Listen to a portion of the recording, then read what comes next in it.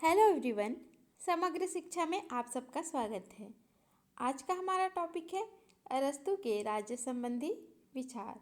इससे पहले हमने अरस्तू के बारे में और भी बहुत सारे टॉपिक कवर किया है, जैसे अरस्तू के दास्ता संबंधी विचार, अरस्तू को प्रथम राजनैतिक वैज्ञानिक क्यों कहा जाता है, अरस्तू के अनुसार क्रांतियों के क्या कारण हैं और अरस्तू के अनुसार संविधान का वर्गीकरण। तो इतना हमने कंप्लीट किया है अरस्तू के बारे में। तो आज के टॉपिक में आते हैं हम अरस्तू के राज्य संबंधी विचार। अरस्तू राजनीति विज्ञान का पिता माना जाता है। उसके ग्रंथ पॉलिटिक्स विश्व में प्रसिद्ध है। इस ग्रंथ की सबसे प्रमुख देन है उसके राज्य संबंधी विचार। राज्य की उत्पत्ति एवं प्रकृति के संबंध में उसने जो विचार रखे उन्हें आज भी प्रमुखता दी जाती है। तो इसी के विषय में आज हम पढ़ेंगे। अरस्तू के अनुसार राज्य की उत्पत्ति एवं विकास। उनके अनुसार राज्य की उत्पत्ति किस प्रकार हुई और उसका विकास कैसे हुआ, ये हम जानेंगे। तो पहला है मानव आवश्यकताओं की पूर्ति। अरस्तू के अनुसार मनुष्य एक राजनीतिक प्राणी है। मनुष्य कितना भी सन्यासी हो परंतु यह अकेला नहीं रह सकता। मनुष्य को अपनी आवश्यकताओं की पूर्ति के लिए दूसरों से सहायता लेनी पड़ती है। सहायता का यह आदान प्रदान ही उसे राज्य के लक्ष्य तक ले जाता है। दूसरा है पारिवारिक संगठन। राज्य एक समुदाय है। यह समुदायों का समुदाय है। मनुष्य का विकास राज्य तक कई मंजिल पार कर चुका है, यानी मनुष्य अपने विकास के दौर में राज्य तक जब पहुंचा तब तक वह कई मंजिल पार कर चुके हैं। मनुष्य के विकास में पहली मंजिल परिवार आता है। परिवार मनुष्य की विभिन्न आवश्यकताओं की पूर्ति के लिए एक स्वाभाविक संस्था है। अब आगे है ग्राम पंचायतों का संगठन। मनुष्य की आवश्यकताएं बढ़ती जाती है।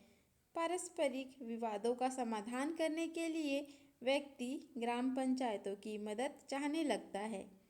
अनेक मनोरंजन, धार्मिक व आर्थिक आवश्यकताओं की पूर्ति के लिए वह दूसरे परिवार से सहयोग चाहता है। अतः मनुष्य का क्षेत्र परिवार से बढ़कर ग्राम बन जाता है। आगे है नगर राज्य का संगठन। ग्राम विकास उपरांत मनुष्य ने अनुभव किया कि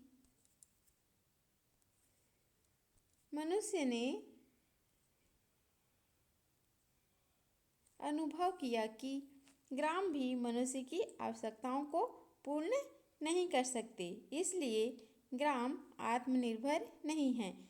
इसको सुंदर रूप देने के लिए ग्रामों में बड़े समूह की आवश्यकता है, जो विकास के क्षेत्र में नगर के नाम से प्रसिद्ध हुए। राज्य की प्रकृति एवं विशेषताएं।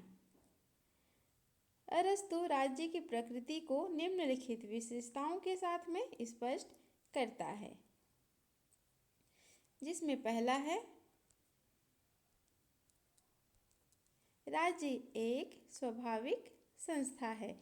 राज्य की उत्पत्ति दंड के डर से या आपस के समझौते से नहीं हुई, बल्कि वह तो प्राकृतिक है।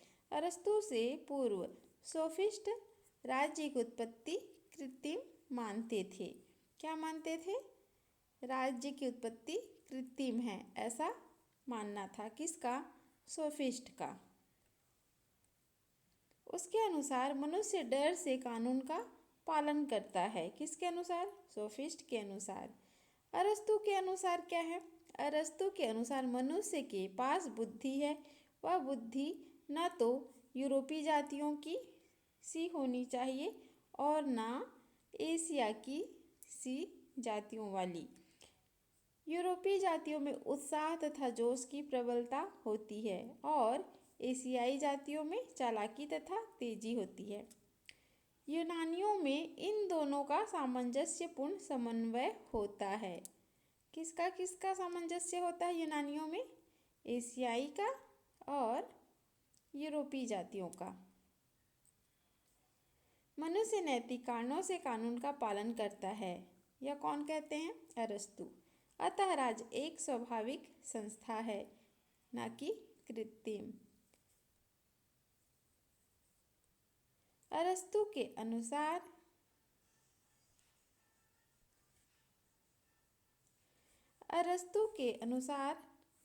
यहाँ पे क्या हो जाएगा? मनुष्य के स्वभाव में विकास की प्रवृत्ति है। मनुष्य का उद्देश्य परिवार, ग्राम और राज्य की सहायक सीढ़ियों के द्वारा पूर्ण होता है। उसके अनुसार राज्य जिन संस्थाओं पर आधारित है वे स्वाभाविक हैं, अतः राज्य का विकास भी स्वाभाविक होगा। राज्य का विकास परिवार के आधार पर हुआ। परिवार एक स्वाभाविक संस्था है।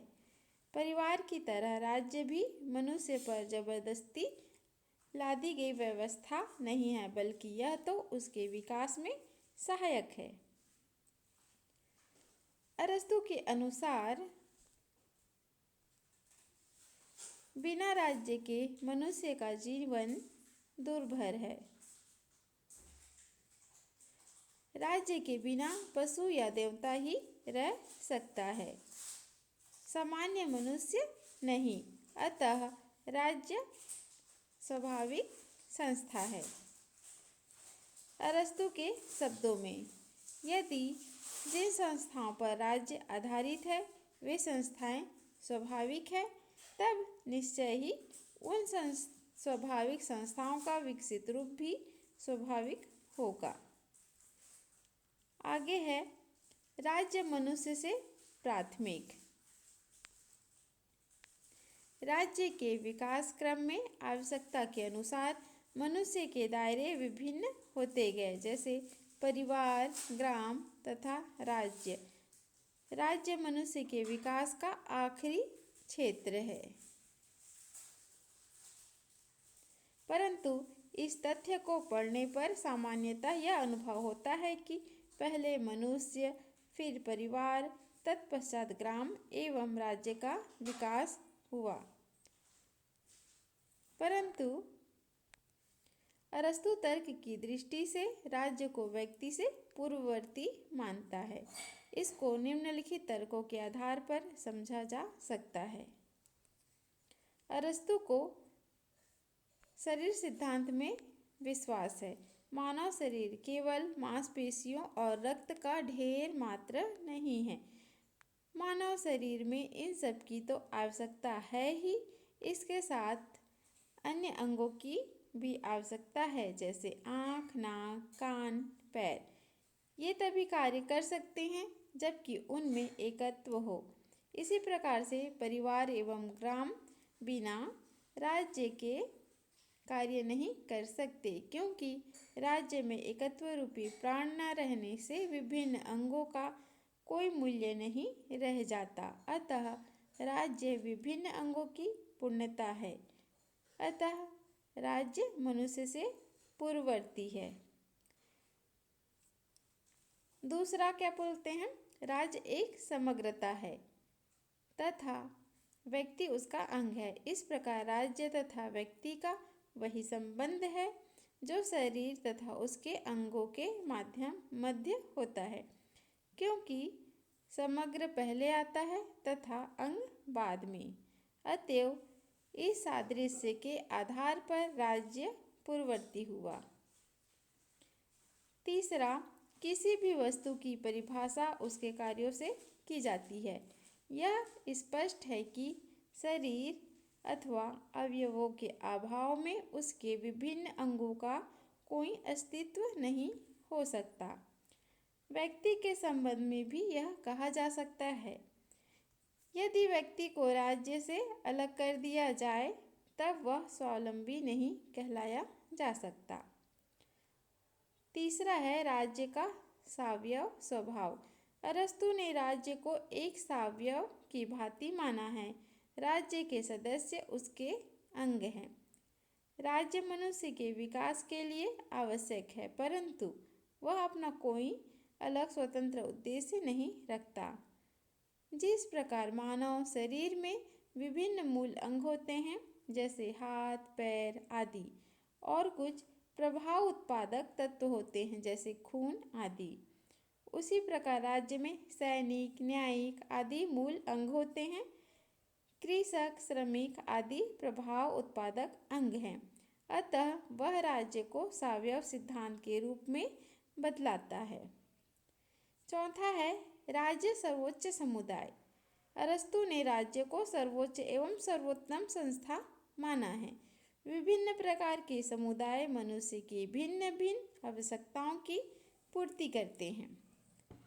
विभिन्न सामाजिक संस्थाएं उसके विभिन्न कार्यों को पूर्ण करती हैं, परंतु राज्य सबसे बड़ी संस्था है, क्योंकि अरस्तु के अनुसार यह नगर राज्य सामाजिक विकास का वह रूप है जो मनुष्य की बौद्धिक, नैतिक एवं आध्यात्मिक आवश्यकताओं की पूर्ति करता है। इसके विकास में बाकी संस्थाओं का विकास निहित है। पांचवा है राज्य अंतिम एवं पूर्ण संस्था। अरस्तु ने नगर राज्य को मनुष्य का अंतिम लक्ष्य माना है। परिवार और ग्राम के पश्चात राज्य पर लक्ष्य की प्राप्ति होती है। इसके अनुसार नगर राज्य के बाद राज्य का कोई अन्य रूप नहीं रहता। इस प्रकार परिवार से आरंभ होने वाले विकास नगर राज्य के रूप में परिपूर्णता को प्राप्त करता है। अरस्तु ने नगर को ही सामाजिक विकास का चरम स्वरूप मानते हुए उसे मनुष्य के राजनीतिक विकास का अंतिम लक्ष्य स्वीकार किया है। राज्य का आत्मनिर्भर होना। अरस्तु के अनुसार यह आवश्यक है कि राज्य आत्मनिर्भर हो। आत्मनिर्भरता से तात्पर्य केवल रोटी, कपड़ा और मकान की समस्या सुलझाने मात्र से नहीं है। आत्मनिर्भरता का अर्थ है कोई कमी ना होना। राज्य में मनुष्य केवल अपनी आवश्यकताओं की पूर्ति ही नहीं करता, बल्कि जीवन भी बिताता है। वहाँ इसका शारीरिक, बौद्धिक एवं मानसिक विकास होता है। राज्य में मनुष्य सुखी एवं सम्मानजनक जीवन व्यतीत करता है। राज्य में बहुत्व। राज्य में शरीर के अवयवों की भांति एकता होनी चाहिए। राज्य की एकता उसके विभिन्न अंगों के उचित संगठन पर निर्भर है। राज्य एक समुदाय है। समुदाय के निर्माण के लिए विभिन्न प्रकार के सदस्यों का होना अनिवार्य है। विभिन्नता में एकता से उच्च श्रेणी की सभ्यता का आभास होता है। इसके अतिरिक्त यदि राज्य की पूर्ण एकता स्थापित करने का प्रयास किया जाएगा, तब राज्य विभिन्नताओं से विहीन होकर एक व्यक्ति का राज्य हो जाएगा। आठवां है राज्य तथा व्यक्ति का संबंध। व्यक्ति तथा राज्य में गहरा संबंध है। राज्य व्यक्ति का ही विराट रूप है। राज्य के गुण वास्तव में मनुष्य के ही गुण हैं। अब आगे है राज्य का उद्देश्य और कार्य। अरस्तु के अनुसार राज्य का उद्देश्य क्या है? सर्वोत्तम जीवन है। सर्वोत्तम जीवन से तात्पर्य नैतिक जीवन से है। उत्तम जीवन से उसकी कल्पना आधुनिक एवं मध्यकालीन विचारों की भांति अभावात्मक नहीं है, बल्कि भावात्मक है। लॉक की तरह से वह राज्य के कार्यों को सीमित नहीं करता। राज्य का उद्देश्य चोर डाकुओं से रक्षा करना या अनुचित कार्य करने पर सरकार की ओर से सलाह देना ही नहीं, वरन अन्य कार्यों को भी करना है। राज्य का भावात्मक उद्देश्य है। वह स्वभाव से मनुष्य को अच्छा मानता है। अतः राज्य का उद्देश्य मनुष्य में सद्गुणों का विकास करना है, सामान्य आवश्यकताओं की पूर्ति कर उसके जीवन को सुखी एवं सम्मानपूर्ण बनाना है। अरस्तु की दृष्टिकोण से राज्य के कर्तव्य सकारात्मक तथा रचनात्मक दोनों हैं। वह श्रेष्ठ जीवन को नकारात्मक तथा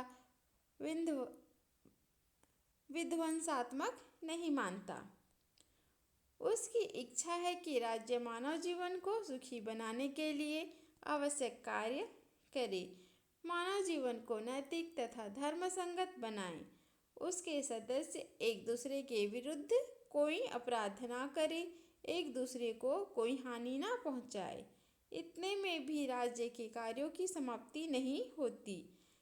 ऐसी संस्था को राज्य उस समय तक नहीं कहा जा सकता जब तक वह मनुष्यों को अच्छा, भला तथा सद्गुणी बनाने के प्रधान कर्तव्यों को पूरा ना करे। तो इस प्रकार ये थे अरस्तु के राज्य संबंधी विचार, जो यहीं पे कंप्लीट होता है।